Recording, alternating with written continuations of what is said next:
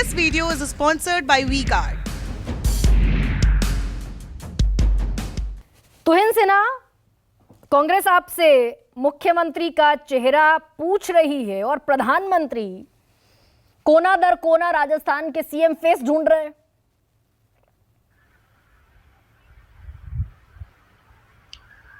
देखिए, कांग्रेस पार्टी को पूछने का कोई अधिकार नहीं है क्योंकि उनके ऊपर आरोप इतने गहरे हैं, इतने गंभीर हैं कि सबसे पहले तो उनको जवाब देना चाहिए। आज सबसे महंगी पेट्रोल कहां पर है?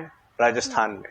अनएम्प्लॉयमेंट दर सीएमआई के डेटा आप देखें पिछले एक साल के, तो सबसे ज्यादा 28% तक अनएम्प्लॉयमेंट दर कहां पर है? राजस्थान में। पेपर लीक कहां पे हुआ? राजस्थान में। सबसे ज्यादा महिलाओं का जो आप हमास की जिस तरह से लोगों को जलाते हैं, मतलब उस तरह की तस्वीरें जो आई, कहां से आई? राजस्थान से। तो मेरे ख्याल से कांग्रेस को अपनी गिरबान में झांक कर देखना चाहिए, जो आदत उनकी छूट चुकी है। जहां तक मुख्यमंत्री चेहरे का सवाल है या मुख्यमंत्री के नाम का सवाल है, मैं आपसे पूछता हूं, आप उत्तर प्रदेश की पॉलिटिक्स को बहुत क्लोजली आपने फॉलो किया। जब हमें 325 सीटें मिली थी तो क्या हम मुख्यमंत्री के नाम की घोषणा करके लड़ रहे थे? मुद्दे इंपॉर्टेंट होते हैं, मुद्दे महत्वपूर्ण होते हैं, और मुद्दे यहां जो है कांग्रेस ने जिस प्रकार से अपने तीनों छत्तीसगढ़ और राजस्थान को जिस प्रकार से लूटा है, वहां हम नाम की घोषणा करें ना करें, मुद्दे इतने गंभीर हैं और लोगों की प्रताड़ना इतनी गंभीर है कि कांग्रेस का जाना तय है। लेकिन तुहिन, आप इंडिया गठबंधन से चेहरा पूछते हैं, वहां मुद्दे गौण हो जाते हैं आपके लिए, उनके मुद्दे आप सिफर कर देते हैं, वहां पूछते हैं कि चेहरा कौन है। नहीं, देखिए, ला ला ला ला ला ला ला ला। राहुल तन के साथ मन को जगाओ वी-गार्ड वाटर हीटर्स के संग। वी-गार्ड। राष्ट्रीय चुनाव अलग होता है। आप देश के नेतृत्व की बात कर रही होती है, तो वहां जब पिछले 9.5 साल से हमारे नेता जो हैं देश को आगे बढ़ा रहे हैं, तो आप जो हैं और आप तो मतलब इस प्रकार का गठबंधन है, आज है नहीं है, अभी भी तय नहीं है कि कितने लोग साथ रहेंगे नहीं रहेंगे। अखिलेश यादव रोज इनको गाली देते हैं। तो ऐसी स्थिति में जो है कम से कम जो हमारा पूछना जायज है, क्योंकि ये देश के भविष्य का सवाल है। जहां तक राज्य का सवाल है, देखिए, छत्तीसगढ़ में आज से 6 महीने पहले आप लोग भाजपा को कोई चांस नहीं दे रही थी। आज वहां इतना क्लोज मुकाबला हो रहा है। क्यों? क्योंकि जो मुद्दे थे वो हमने बेहतर तरीके से कम्युनिकेट किए।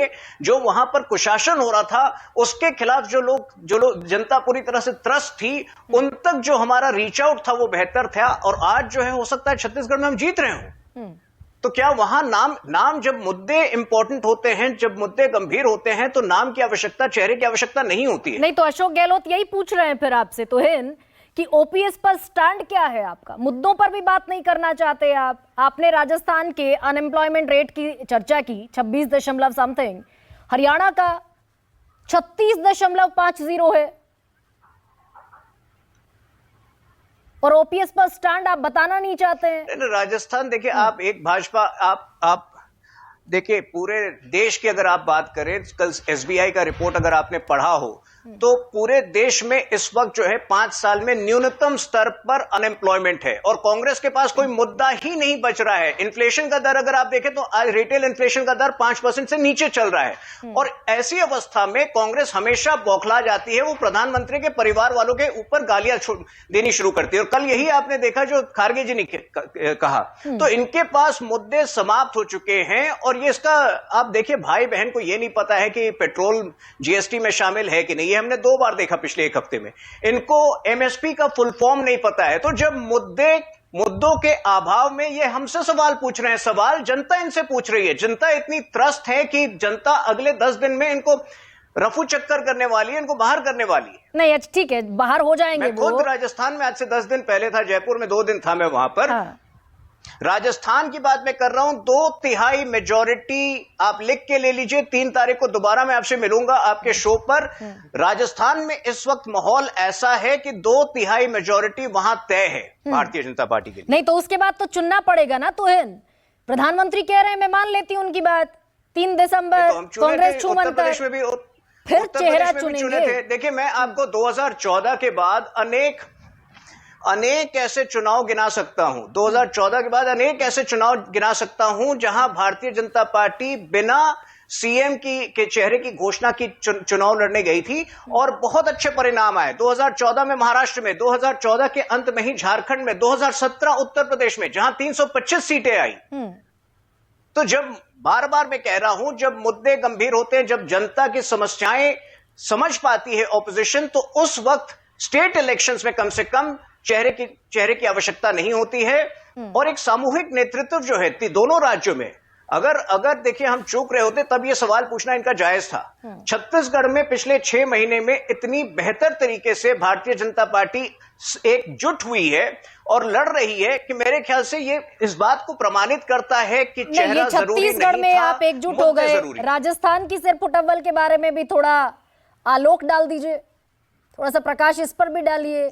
नहीं तो राजस्थान में भी तो वही स्थिति है ना। पार्टी देखिए, कभी आपने देखा सचिन पायलट और अशोक गहलोत की तरह हमारे किसी भी नेता में आपने झगड़े होते हुए देखे? इन्होंने पिछले 5 साल में किया। अशोक गहलोत ने जिस तरह की भाषा का प्रयोग सचिन पायलट पे किया है, मतलब तरस आता है सचिन पायलट पर। तो ये तो जनता देख रही थी राजस्थान की। आपने कभी देखा कि हमारे पार्टी से निकाल देना पड़ा से भिड़ंत हुई हो? तो सिर्फ फुटअव्वल वो पार्टी में बने हुए हैं तमाम झगड़ों के बावजूद। सचिन पायलट भी हैं, अशोक गहलोत भी हैं, हालांकि अलका लांबा बेटी है, मैं सवाल पूछूंगी, लेकिन आपको पार्टी से निकाल देना पड़ रहा है। लिस्ट है मेरे साथ। नहीं देखिए, जितने बागी हैं, कैलाश मेघवाल को आपने पार्टी से निकाल दिया। गरिमा जी, यही कहानी है। यही कहानी है कांग्रेस की भी और इंडी अलायंस की भी। ये अपने आत्म स्वाभिमान को, अपने आत्म सम्मान को त्याग कर किसी भी तरह जो है पावर के लस्ट में ये एकजुट जो है रहते हैं। सचिन पायलट को भी छोड़ देना चाहिए था अगर उन्हें इतनी प्रॉब्लम है।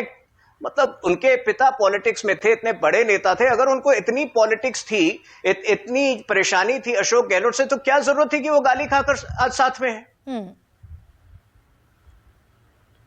तो राजस्थान जीत रहे हैं आप बगैर चेहरे के। कर्नाटक, हिमाचल, दिल्ली, पंजाब ना जीते, राजस्थान जीत रहे हैं मेजॉरिटी के साथ। नहीं तो दिल्ली और कर्नाटक के चुनाव से इसका क्या ताल्लुक है? पिछली बार जो है गुजरात में किसी ने भी 130 सीटें से ज्यादा नहीं थी, अप्रत्याशित 157 सीटें मिली। उत्तराखंड के चुनाव में आप लोग यही कह रहे थे कि हम लोग हार रहे, वहां जीते। गोवा के चुनाव में हम लोग जीते। तो कर्नाटक और दिल्ली के से क्या सरोकार है राजस्थान के चुनाव का? नहीं, जब आप जीत गिनेंगे तो हार भी गिनी जाएगी ना, तो हिंद से ना। This video is sponsored by V-Guard.